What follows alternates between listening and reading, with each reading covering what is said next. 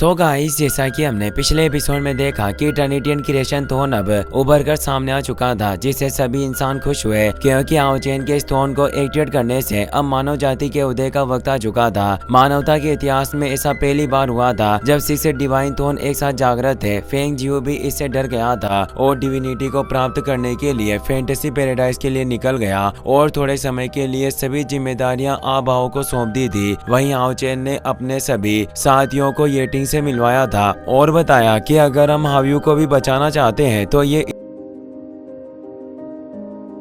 इतना आसान नहीं होगा, क्योंकि हाव्यू अपना लास्ट एवोल्यूशन पूरा करना चाहता था। पर उस दुनिया में 10 मरे हुए डीमन एम्परर मौजूद थे जो अब जाग चुके थे और हाव्यू को मारने के लिए आगे बढ़ रहे होते हैं। वहीं अब हमें डेथ लैंड की उस केव का सीन दिखाया जाता है जहां हाव्यू एक कोकून में मौजूद होता है। वो जल्द ही एवोल्व होने वाला था पर अभी उसका एवोल्यूशन पूरा नहीं हुआ था। तभी वहाँ बॉन्ड ड्रैगन पहुंच जाता है और अपनी बीम पावर से उस पर हमला करने लगता है। उस पर मौजूद अनडेड जजमेंट राइडर कहता है कि ऑस्टिन ग्रिफिन, आखिरकार हमने तुम्हें ढूंढ लिया, आज तुम्हारा अंत हमारे हाथों होना तय है। एक एक करके बाकी डीमन एम्परर भी बाहर आने लगते हैं, जिनमें फेथफुल स्पीड गॉड होता है जिसकी पावर 9 लेवल के 3rd स्टेज पर थी। दूसरा कॉप्स जेड होता है जिसकी पावर 9 लेवल के 4th स्टेज पर थी। साथ ही हेलफायर लॉर्ड भी लीच किंग के साथ वहां जाता है। लीच किंग की पावर 9 लेवल के 5th स्टेज पर थी और बाकी डीमन के नाम 3rd generation Z king, skeleton king और 5 जनरेशन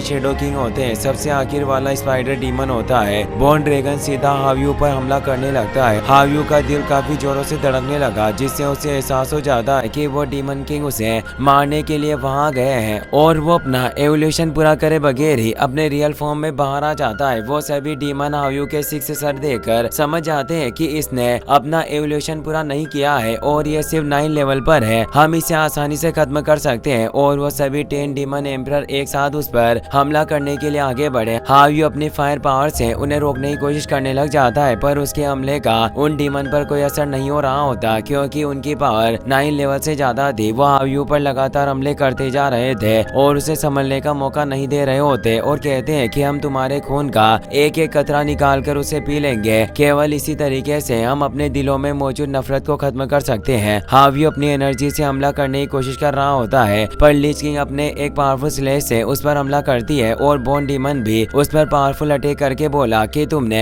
हमारी दुनिया के साथ जो किया है उसके प्रायश्चित के तौर पर तुम्हें 10,000 बार भी मरना पड़े तो वो भी कम होगा। हाव्यू काफी कमजोर हो चुका था, जिससे वो जमीन पर जा गिरा। वो वापस से ऊपर उठ जाता है पर उसके नीचे एक फॉर्मेशन क्रिएट हो गया था। उन सभी डीमन ने उसे चारों तरफ से घेर लिया था और वो कहते हैं कि क्या तुम्हें ये सब कुछ परिचित नहीं लग रहा है? ऑस्टिन ग्रिफिन, हमने पहले भी 7 बार इसी तरीके से तुम्हें मारा है और ये फॉर्मेशन तुम्हारी हड्डियों और हर बार मृत्यु से निकले गए ब्लड से ही बना है और इस दुनिया में तुम्हारे प्रति जो नफरत है वो इतनी ज्यादा है कि इससे ही हम डीमन आज तक जिंदा है और हर बार तुम्हारे एवोल्यूशन के वक्त तुम्हें खत्म करते हैं। 7 बार वो पहले ही हाव्यू को मार चुके थे और ये आखिरी बार था। अगर उन्होंने 8वीं बार भी हाव्यू को मार दिया तो फिर हाव्यू पुनर्जन्म नहीं ले पाएगा। हाव्यू को तेज दर्द हो रहा था क्योंकि यह 10 सोल स्ट्रेंगुलेशन एरे था जो गला घोटने के जैसे दर्द का अनुभव करवाता था। बॉन्ड ड्रैगन अब नीचे उतर आता है। उस पर मौजूद अनडेड जजमेंट राइडर 9 लेवल के 7 स्टेज पर था, वो भी नीचे उतर जाता है। वो हाव्यू को मारने के लिए लगातार आगे बढ़ता जा रहा था और कहने लगा कि हमने अपने इन हाथों से तुम्हें कई बार मारा है और इस 8वीं बार भी तुम मेरे इन हाथों से मरोगे और ये तुम्हारी आखिरी मृत्यु होगी। इसके बाद तुम पुनर्जन्म में प्रवेश नहीं कर पाओगे।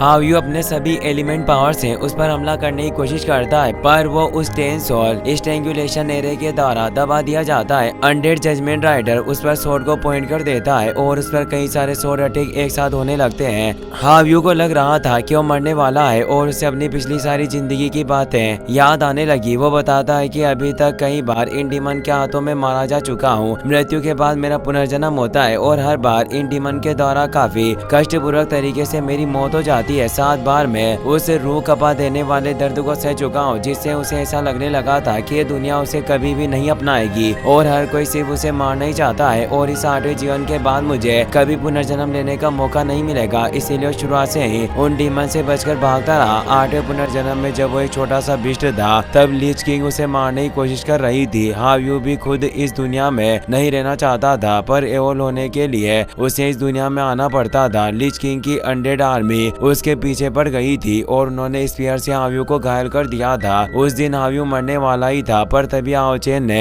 उसे कष्ट में देखकर उसकी जान बचाई और उसके साथ ब्लड कॉन्टेक्ट किया जिससे हाव्यू उसे अपना भाई मानने लगा। पहली बार हाव्यू को दोस्ती का एहसास हुआ और हाव्यू नाम उसे आओ चेन से ही मिला था जो उसे ऑस्टिन ग्रिफिन से कहीं बेहतर लगता है। वो कभी आओ चेन से अलग नहीं होना चाहता था पर उसे अपने विकास के लिए जिस सोर्स एनर्जी की जरूरत होती थी वो इस दुनिया में मौजूद थी। यही वजह थी कि उसे बार बार यहाँ आना पड़ता था। मुझे लगा कि मैं इस बार सुरक्षित बाहर निकल सकता हूँ और अपने भाई आओचेन से मिल पाऊंगा लेकिन मैं गलत था। और वो आओचेन को याद करते हुए कहता है कि भाई ये मेरा आखिरी पुनर्जन्म है। मुझे पता है कि मैं मरने वाला हूँ पर मैं तुमसे अलग नहीं होना चाहता। और वो अपनी आंखें बंद कर लेता है। वो स्वॉर्ड उसे लगने ही वाली थी पर आओचेन वहाँ गया जो एक स्लेश से ही उन स्वॉर्ड को खत्म कर देता है। वो पूरा फॉर्मेशन आओचेन के एक हमले से ही बिखर चुका था और सारे डीमन एम्परर भी हिल चुके थे। उन्हें समझ नहीं आ रहा था कि आखिर ये लड़का है कौन। हाव्यू आओचेन को देख खुश होता है। आओचेन भी उसे कहता है कि भाई मुझे माफ करना कि मैं देर से आया। पहले की तरह ही इस बार भी मैं तुम्हें इन डीमन से बचाऊंगा इसीलिए तुम आराम से अपना इवोल्यूशन पूरा करो।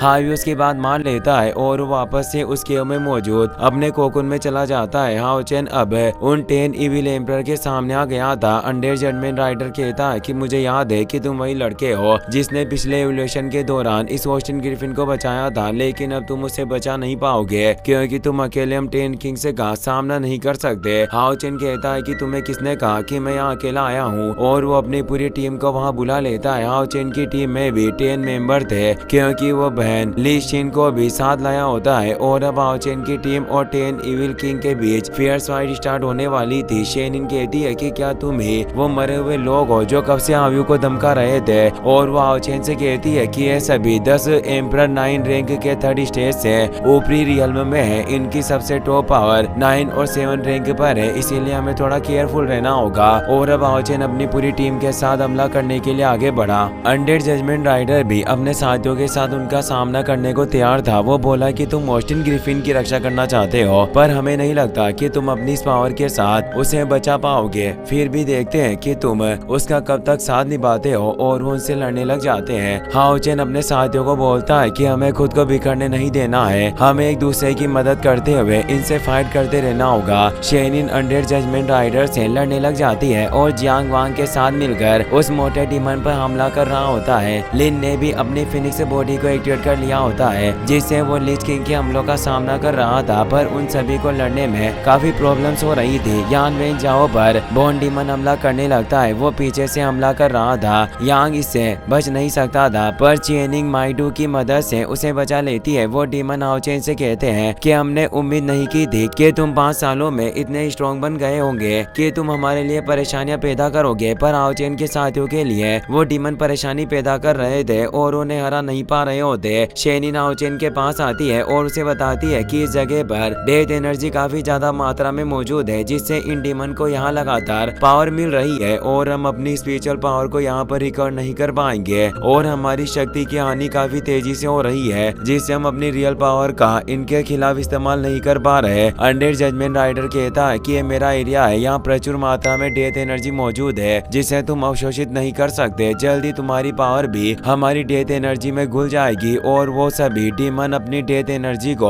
वहाँ फैलाने लगते हैं और कहने लगे कि तुम इंसान हमारी इस दुनिया में कष्ट के साथ मरने के सिवा और कुछ नहीं कर सकते। हाओचेन बोलता है कि तुम्हें किसने कहा कि ये तुम्हारा एरिया है। जल्दी तुम्हें पता चल जाएगा कि आखिर ये एरिया किसका है। शेनिन अपने पास मौजूद इटर्नल मेलोडी नेकलेस को एक्टिवेट कर लेती है क्योंकि वो भी अब इलेक्ट्रोलक्स की डिसेबल थी और वो इस इटर्नल मेलोडी की मदद से इटर्नल टावर को ही वहाँ समन करके बुला लेते हैं। इटर्नल टावर डेथ एनर्जी को एब्जॉर्ब कर सकता था और अब टाइनी वन भी सभी होली गार्ड के साथ वहाँ की डेथ एनर्जी के साथ उन डीमन को अंदर खींचने लगा ताकि हाओचेन अपने सभी साथियों के साथ अलग अलग ग्राउंड में उन डीमन के साथ लड़ सके। हाओचेन शेनिन को बताता है कि हम एक साथ इन डीमन का सामना नहीं कर सकते इसीलिए हमें अलग अलग होकर ही इन्हें हराना होगा और कोई खतरा हो तो तुम सभी मुझे बुला सकते सकते हो सभी डीमन खुद को रोकने की कोशिश करते हैं, पर वो एनर्जी इतनी ज्यादा थी कि वो खुद को रोक नहीं पा रहे होते और वो टाइनी वन के द्वारा बनाए हुए नए बैटलफील्ड में चले जाते हैं। और इटर्नल टावर की वजह से उन सभी डीमन की पावर एक स्टेप कम हो गई थी, जिससे अब हाओचेन और उसके साथी बिना किसी रोक टोक के साथ उनसे लड़ सकते थे। इसी के साथ ये एपिसोड यहीं पर खत्म हो जाता है। वीडियो पसंद आया हो तो अपने दोस्तों के साथ शेयर करना, साथ ही इस वीडियो को लाइक और चैनल को सब्सक्राइब करने के लिए आपका तहे दिल से शुक्रिया। Thanks for watching.